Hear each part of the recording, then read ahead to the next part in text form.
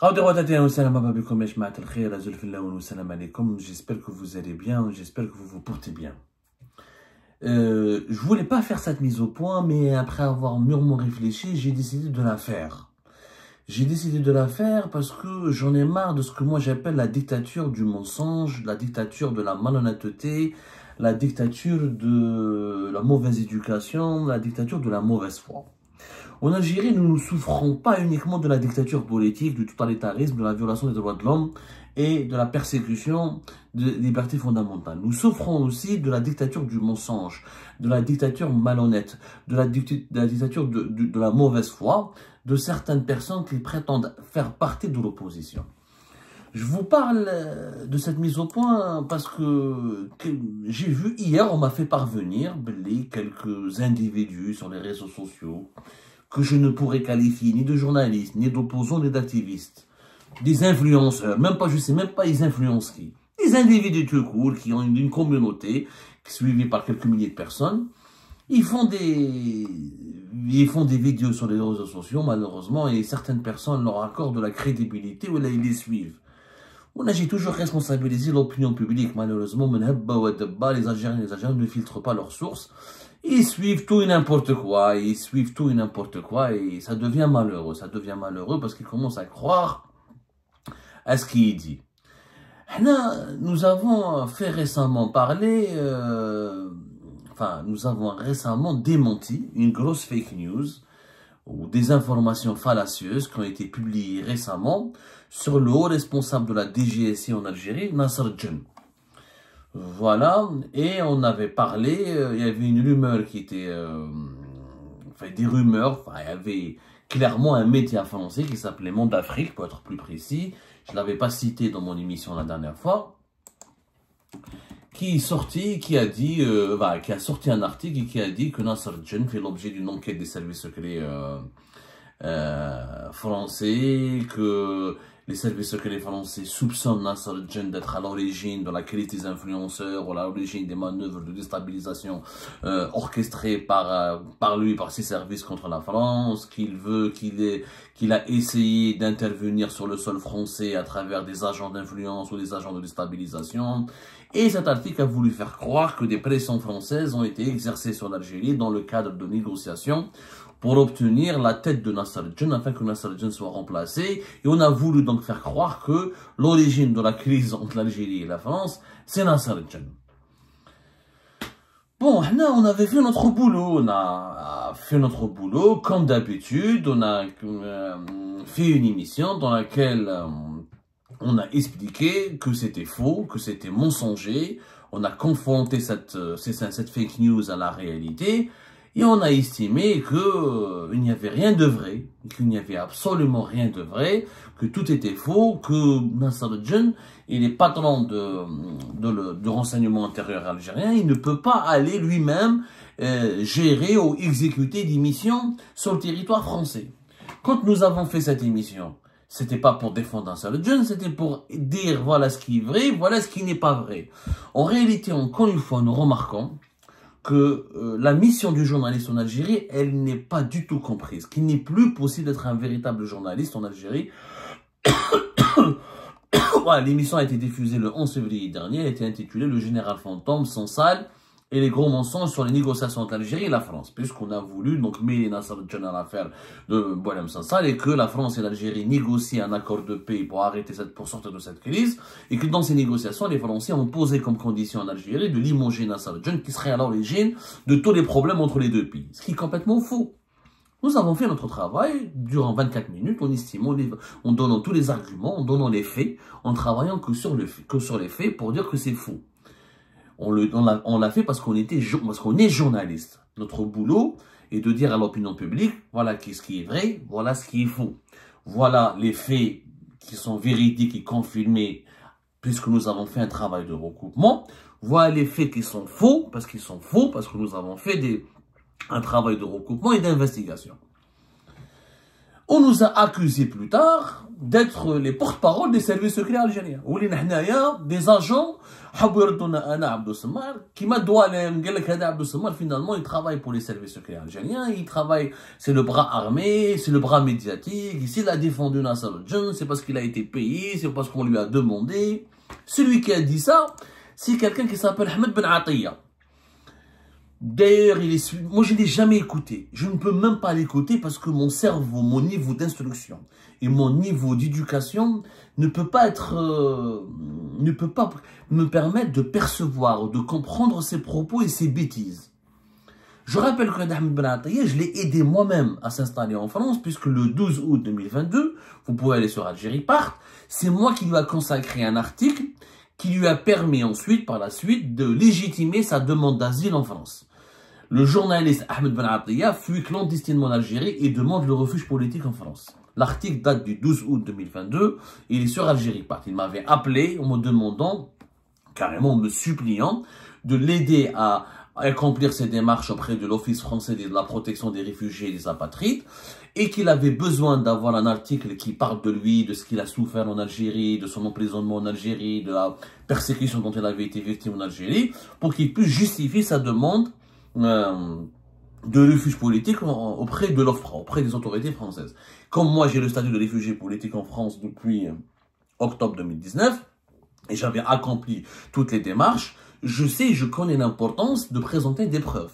Quand quelqu'un demande le refuge politique en France, s'il n'a pas des preuves qui démontrent sa persécution ou qu'il a été victime d'abus ou de violations de libertés fondamentales dans son pays, il ne peut pas avoir ce statut de réfugié politique. Et les preuves, quand il s'agit de journalistes, d'affaires de droit, d'une affaire d'opinion publique, une affaire d'opinion politique, une affaire de journalisme, il faut qu'il y ait des articles de presse qui démontrent au moins que tu as été réellement persécuté en Algérie par des dirigeants. Et c'est moi qui lui ai fait cet article. Je l'ai fait en toute gentillesse, je l'ai fait parce que c'était mon devoir, parce qu'il m'a raconté son histoire et que j'avais effectivement recoupé l'information, on m'avait certifié d'autres sources qu'il avait réellement fait de la prison pour son travail de journalisme, ou pour ses articles, ou pour ses prises de position. Donc si j'étais un agent du service secret algérien, pourquoi j'écrirais en 2022, en août 2022, un article favorable à Ahmed Ben Atiyah? Bon, Ahmed Ben Atiyah donc a oublié le bien que, apparemment, a oublié le bien que je lui ai fait, parce que j'étais pas obligé de faire cet article. J'aurais pu lui dire, mais mon cher ami, démerde-toi tout seul. Moi, personne ne m'avait aidé pour obtenir le statut de réfugié politique en France. Personne ne m'avait soutenu, à l'exception des organismes internationaux qui ont Amnesty International et Reporters sans frontières, et que il y avait tellement de production d'articles sur mon cas d'emprisonnement en 2018, dans la fameuse affaire de réseau de MLTZ, dans ma fameuse affaire contre Zour, le Zour, général Radi Belqsir, que j'avais toutes les pièces à conviction, toutes les preuves de ma persécution dans mon pays, qui me manque tant d'ailleurs, et que j'aurais aimé ne pas avoir vécu toute cette situation. Donc j'étais contraint de venir en France pour s'installer en France et demander le refuge politique. Mais moi, Ahmed Ben Atiyah, je l'ai aidé, je l'ai soutenu, parce que l'article, il est là. Alors, on fait Algérie, pas de 12 août 2022, encore une fois, le journaliste Ahmed Ben Atiyah fuit clandestinement en Algérie et demande le refuge politique. Aujourd'hui, ce Ahmed Ben Atiyah m'accuse, moi, après m'avoir demandé de le soutenir en 2022, il fait une vidéo dans laquelle il m'accuse d'être le bras armé des services secrets algériens. Il demande aux services secrets français d'enquêter sur moi. Je rappelle, Yajma, que si les services secrets français avaient découvert, ou avait débusqué, ou avait un simple doute sur ma probité, ou sur mon combat pour la liberté d'expression, ou un soupçon sur mon honnêteté, ou que j'avais des connexions bizarroïdes ou des connexions suspectes, j'aurais jamais pu avoir ce statut de réfugié politique depuis octobre 2019. Deuxièmement, je ne pense pas que les services secrets français ont besoin d'un Ahmed Ben Atiyah qui vient de débarquer à peine en France pour leur dire ce qui doit être fait. Regardez, je vous l'incroyable, regardez le monde de malades mentaux dans lequel nous vivons. Quelqu'un qui débarque à peine en France et qui à peine connaît ce que c'est que la France et qui parle même pas français encore et qui ne sait même pas aligner deux mots, va lui-même demander aux services secrets français, va leur donner des orientations sur ce qu'ils doivent faire. C'est incroyable. Les services secrets français, avec toute leur histoire légendaire, avec tout le savoir-faire, l'expertise qu'ils disposent, ils ont besoin d'Ahmed Ben Atiyah pour enquêter sur la Boussamma. N'importe quoi, c'est de la folie. Mais on n'est pas à une folie de près. C'est-à-dire qu'aujourd'hui, malheureusement, l'actualité algérienne, elle est animée ou par des fous, On parle des gens qui sont instables. Bien sûr, les propos de Ahmed Ben Attia justifieraient de ma part de déposer, je vais déposer plainte, donc je vais enclencher des poursuites judiciaires et je vais donner rendez-vous à Ahmed Ben Attia devant le tribunal pour lui dire, ok, donne-moi les preuves que je travaille pour les services secrets algériens. Alors que mes enfants sont pris en otage depuis 6 ans, je suis condamné à mort en Algérie et je souffre, j'ai des condamnations, plusieurs condamnations. Atteignez la preuve, je roule pour les services secrets. J'aimerais bien avoir ces preuves-là. Mais Alinash. Sur l'affaire de Nasser el-Djan et de Boualem Sansal et de Monde Afrique, un journaliste et d'abord doit travailler sur les faits. Rien que les faits. Il doit d'abord confronter les faits à la réalité. Un journaliste honnête, un journaliste se doit d'abord d'être honnête et intègre. Un journaliste n'a pas à être opposant, n'a pas à être militant. Un journaliste ne doit pas mentir pour plaire à un public bien précis, ou il ne doit pas mentir pour satisfaire des considérations idéologiques. Dans l'information, dans notre métier, il n'y a pas d'idéologie.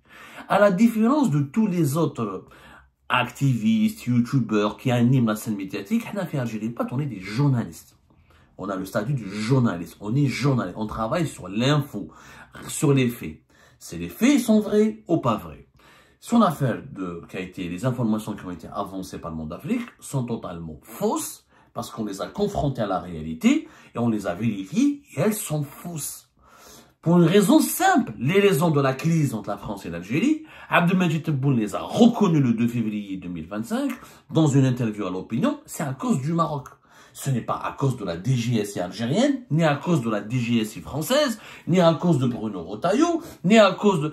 C'est que des prétextes qui ont aggravé la crise. Le fond de la crise, la véritable cause de la crise, c'est le Maroc, le Sahara occidental et le conflit entre l'Algérie et le Maroc, dont la France devait rester neutre, n'était pas restée neutre, elle a fait des arbitrages en faveur du Maroc contre l'Algérie, au détriment de l'Algérie. C'est ça la crise. C'est pas Nasser el-Djan qui va... Vous pensez que Tebboune attend que Nasser el-Djan lui dise est-ce qu'il doit reconnaître, est-ce qu'il doit se bagarrer avec la France ou pas? Il faut élever le niveau. Être réfugié politique ne signifie pas mentir pour insulter son pays d'origine chaque jour. Être réfugié politique ne signifie pas salir son pays à n'importe quelle occasion. Être réfugié politique ne signifie pas manipuler l'opinion publique. Être réfugié politique ne signifie pas traîner son pays dans la boue à chaque occasion. C'est pas vrai. C'est parce que je suis réfugié politique en France que je dois insulter l'Algérie à n'importe quel moment. Non, je suis d'abord réfugié politique parce que je me bats pour une cause. La cause, c'est quoi? La liberté d'expression, les droits de l'homme, la démocratie, l'alternance au pouvoir, le respect de la dignité humaine, le développement économique de mon pays, la justice sociale dans mon pays, la liberté des femmes, la liberté de religion, la liberté d'entreprendre. Ça, c'est des valeurs pour lesquelles nous nous battons et c'est pour cette raison que nous nous sommes malheureusement réfugiés politiques en France parce qu'on n'a pas pu se battre encore. On nous a pas laissé le droit de se battre dans notre pays d'origine. Ça ne signifie pas que je dois mentir. C'est pas parce que je suis réfugié politique que je dois dire à toutes les conneries, tous les mensonges, je dois les valider. C'est pas parce qu'on est contre la dictature qu'on doit accepter ou qu'on doit soutenir la dictature du mensonge, des fake news, de la désinformation, de la mauvaise foi. Non. Notre travail à nous est de dire ce qui est vrai et ce qui n'est pas vrai. Si Tebboune a raison sur certains points et que les faits lui donnent raison, je me dois de dire que Tebboune a eu raison. Et je ne me compromets pas, je ne renie pas mes valeurs, je ne renie pas mon combat et je ne me discrédite pas en disant que Tebboune a eu raison sur ce point-là. Quand Tebboune dit que la facture des hôpitaux, nous l'avons payée et qu'un organisme français confirme cela, on est obligé de dire que Tebboune n'a pas menti. Quand Tebboune dit « moi je veux pas se irlat », par exemple quand il dit, quand il se permet de s'ingérer dans les affaires de la France et de lui dicter ses choix diplomatiques, on lui dit « t'as eu tort, c'est du n'importe quoi ». Mais quand il dit que Dominique de Villepin et Jean-Pierre Chevènement, c'est des personnes intègres, honnêtes et qui méritent notre respect, on lui dit qu'il a eu raison, parce que c'est vraiment des personnages intègres et c'est vraiment des amis de l'Algérie. Donc, c'est ça être journaliste. Être journaliste, c'est d'abord travailler sur les faits, et être honnête dans son travail. D'abord de faire parler les faits, de décrire les faits. On a une analyse plus tard, on a du commentaire, mais on ne peut pas analyser sur la base du mensonge, des fake news. Maintenant, il y a des gens qui détestent Nasser el-Djan. Libre à eux. Mais si vous avez des preuves que Nasser el-Djen est le premier problème de l'Algérie, donnez-nous ces preuves, nous allons les analyser, les expertiser. Si c'est vrai, nous allons les publier. C'est aussi simple que ça. Mais rentrer dans une guerre de clans, parce que Ahmed Ben Atiyah ou Jmaat Monde d'Afrique, tous ceux qui critiquent aujourd'hui, qui ont parlé de Nasser el-Djen, comme par hasard, disaient que du bien de Benchir. Ah, Farid Benchir, l'espion, le traître à la tête de la police algérienne, l'homme qui a mis en prison, qui a persécuté des centaines d'activistes du Hira, qui a brisé des familles entières, qui a violé des libertés publiques et fondamentales, qui a ordonné des violences policières contre les manifestations du Hira. Hadak, il est bon. Hadak, non, c'est quelqu'un de propre, d'intègre, de superfluide, d'intéressant. Mais Nasser el-Djen, c'est le criminel, etc., etc. Hadou, c'est des gens qui sont dans des guerres de clans. Hana ma n'ash un clan. Ana Abdou Sammar, j'ai pas de clan. Ni je suis avec Nasser el-Djen, ni je suis avec Sadak, ni je suis avec Tebboune, ni je suis avec Chengri. Ana, je suis avec l'Algérie. Ana, je défends l'Algérie. Ana, ce qui est vrai, je défends d'abord la vérité, je défends ensuite l'intérêt général, je défends ensuite mon pays. C'est tout. C'est tout. Et la défense, je ne peux pas défendre mon pays à travers le mensonge. Nasser el-Djen, il a envoyé des gens en France pour déstabiliser la France. Ou là, c'est du n'importe quoi. Pour une raison simple, lui, il s'occupe de l'intérieur, du renseignement intérieur, et qu'il a tellement, déjà le renseignement intérieur, c'est un boulot extrêmement compliqué, et qu'il a ni les moyens financiers, ni les moyens logistiques, ni les moyens légaux, ni les moyens illégaux même, ni les moyens humains d'aller envoyer des gens à l'étranger. Parce que la mission réaliste, c'est le renseignement extérieur. Et les gens de l'enseignement extérieur ne vont pas se laisser dominer, empiéter sur leurs prérogatives. Déjà, c'est pas possible. C'est comme si demain, on va dire, ah, c'est la DGSI française qui a comploté contre l'Algérie, etc. C'est complètement faux, parce que la DGSI française ne s'occupe que des affaires internes. C'est le renseignement interne, intérieur. Donc, c'est pas logique. Il n'y a aucune logique. Et si la justice française, qui a arrêté ces influenceurs, avait trouvé des éléments accablants qui démontreraient une proximité ou une liaison ou un lien entre les influenceurs qui ont appelé à tuer, à violer sur le sol français et les autorités algériennes, que ce soit Nasser el-Djen ou Ahmed el-Ayashi ou Qaddar Ben Issa ou je ne sais pas quoi. La justice française l'aurait étalé sur la place publique. C'est-à-dire que vous pensez que l'Express, Mediapart, Figaro, Le Point, tout ça, ils sont Ahmed Ben Atiyah pour leur dire ah wallah c'est Nasser el-Djen qui a fait tout. يعني هادو ما يخدموش هادو les journalistes français. قاعدين يعني ils ont fait des écoles supérieures, ils ont des diplômes, ils sont extrêmement instruits et ils maîtrisent les journalistes, ils ont des départements. Les médias français ont des départements entiers, que ce soit l'opinion, que le Figaro, Le Monde, Mediapart. Ils ont des départements entiers consacrés à l'investigation, avec des moyens importants, des moyens technologiques, des journalistes expérimentés, des grands reporters. S'il y avait une preuve, s'il y avait un indice, que ce sont les services de renseignement intérieur, qui depuis un temps ont commandé les influenceurs algériens contre la France, ça n'aurait pas été révélé. Ils l'auraient révélé. Ils n'auraient pas attendu Ahmed Ben Atiyah ou Abdou Sammar ou Nicolas Bou. C'est des gens, soyons logiques. Qu'il y ait que ces influenceurs, encore une fois, aient parlé avec des individus privés, à des personnes qui étaient impliquées dans la campagne électorale de Tebboune, qui m'a dit comme Mahdi Ghazza, ou à des lobbyistes privés. Ça, on l'a dit. Algérie Pat a été le premier à le dire. Je l'ai même dit dans les colonnes de la presse française. Qu'il y a des lobbyistes privés, des personnes privées qui ont été missionnées pour embrigader, renforcer la propagande, une certaine propagande auprès de ces influenceurs. Oui, on l'a dit. Mais ni Mahdi Ghazza, ni Manabel de les personnes privées, etc. ne travaillent pour les services secrets algériens ou elles ne sont. C'est des vérités. Il ne s'agit pas de défendre des services, il s'agit de défendre la vérité. Donc, c'est pas parce que je suis réfugié politique en France ou à l'étranger que je dois mentir pour plaire, pour conforter un mensonge. Et ce n'est pas avec le mensonge que nous allons démocratiser l'Algérie, que nous allons la faire développer. Je vois, moi, certaines personnes qui étaient, certaines personnes qui m'a Rani Mehdi, par exemple, il y a une année, il fait une vidéo, il dit je veux rentrer en Algérie, et maintenant il insulte Tebboune et Chengri. C'est des gens qui sont dans l'inconstance, parce que ce ne sont pas ni des journalistes, ni des personnalités médiatiques, ni des personnalités spécialisées dans les vérifications des faits ou là dans le journalisme. Ils ne connaissent aucune notion. Le journalisme est un métier. Il a un code, il a une éthique, il a des valeurs, il a une rigueur professionnelle. Moi, je ne suis ni dans l'insulte, ni dans l'invective. Moi, je suis dans l'éclairage, dans l'analyse, dans l'enquête, dans l'investigation, dans le décryptage. Moi, j'ai pas de position idéologique. Moi, je suis là, je n'ai pas de position. Moi, j'essaie de savoir qu'est-ce qui est blanc, qu'est-ce qui est noir, qu'est-ce qui est vrai, qu'est-ce qui est faux, qu'est-ce qui est contre l'intérêt général de mon pays, qu'est-ce qui n'est pas, qu'est-ce qui est hors la loi, qu'est-ce qui est en faveur de, qu'est-ce qui est respectueux de la loi. Et je m'arrête là. Donc, de grâce, élevez le niveau, franchement. Ne suivez pas n'importe qui, franchement. Et j'aime pas faire beaucoup ces mises au point, mais des fois, c'est de salubrité, c'est salutaire, c'est important pour la salubrité publique, comme on dit, c'est important pour l'intérêt général d'expliquer aux gens. Mais Chimenhab n'est pas journaliste qui veut, et journaliste qui peut. Pour être journaliste, il faut un parcours, il faut une formation, il faut un métier, il faut un certain niveau, il faut une culture. Et encore une fois, notre métier n'est pas d'être dans un clan, n'est pas d'être partisan des uns et des autres, et juste de travailler sur la vérité, d'établir la vérité, de défendre la vérité et de la transmettre à l'opinion publique. Ni plus. La vérité, elle n'est qu'une vérité s'il y a des faits qui la démontrent, s'il y a des faits matériaux, s'il y